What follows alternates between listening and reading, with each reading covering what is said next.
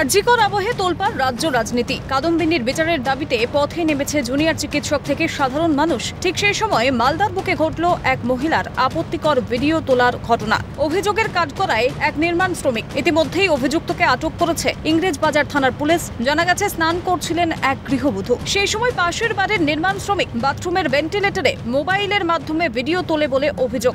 मेरा वाइफ जो है बाथरूम में स्नान कर रहा है। एक बगल वाला जो घर में काम हो रहा है उसका एक लेबर आदमी वो वेंटिलेटर से मोबाइल में वीडियो रिकॉर्डिंग कर रहा है।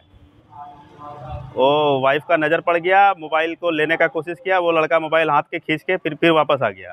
গোটা ঘটনাটি নজরে আসতেই চিৎকার করেন নির্যাতিতা। এরপরই অভিযুক্তকে হাতে নাতে ধরে ফেলে এলাকাবাসী। এদিকে ঘটনা ঘিরে রাজ্য পুলিশের বিরুদ্ধে ক্ষোভ উগরে দিয়েছেন এলাকার কাউন্সিলর। তারপরে মোবাইলটা চাওয়া হচ্ছে, থানার পুলিশ চাইছে মোবাইলটা, তো মোবাইলটা আমি দিতে দিইনি, মোবাইলটা দিব না, কারণ মোবাইলটা আসল জায়গাতেই দেওয়া হবে। মোবাইলটা দিলে প্রমাণ লোপাট হয়ে যাচ্ছে। তো সব জায়গাতে দেখতে পাচ্ছেন এত বড় একটা যে ডাক্তার, তার মৃতদেহ নিয়ে ছিনিবিনি খেলা হয়েছে, তার সব কিছু প্রমাণ এভিডেন্স লোপাট করা হয়েছে। তো এইটুকু লোপাট করতে কি আছে পুলিশের? আজকে পুলিশ দলদাসের কাজ করছে। খবর পেয়ে ঘটনাস্থলে গিয়ে অভিযুক্তকে আটক করে থানায় নিয়ে যায় পুলিশ। এর শেষ কোথায় আর কবে বন্ধ হবে নারী নির্যাতনের মতো ঘটনা এবং জানতে চায় রাজ্যবাসী। মালদা থেকে সমক লাহিড়ীর রিপোর্ট, ক্যালকাটা নিউজ।